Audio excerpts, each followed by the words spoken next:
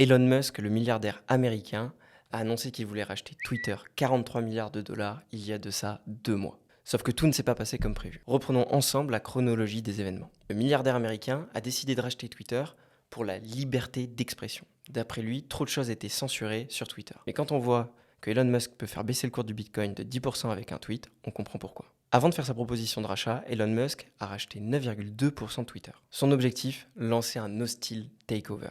Un hostile takeover, c'est quoi? C'est tout simplement le fait de faire une offre bien au-dessus de la valorisation des parts d'une société que le board ne peut refuser. En effet, légalement, une société ne peut refuser une offre qui est bien trop bonne. Et au moment de l'offre d'Elon Musk, la valorisation d'une part chez Twitter est à 45 $, là où Elon Musk propose 54 $. Et tu te rappelles, je te disais qu'Elon Musk a pris 9,2% de Twitter, ce qui fait de lui l'actionnaire majoritaire. Twitter est donc obligé d'accepter l'offre de rachat d'Elon Musk. Sinon, Twitter s'expose à des poursuites judiciaires des actionnaires, dont Elon Musk fait partie. Sauf que coup d'éclat, le 13 mai, Elon Musk annonce mettre en suspens le deal Twitter parce que d'après lui, les chiffres annoncés par la plateforme sont faux. En effet, la plateforme annonce que 5% des comptes ou moins sont des bots ou des comptes spam. D'après Elon Musk, ce chiffre est bien plus élevé, ce qui diminuerait la valorisation de Twitter.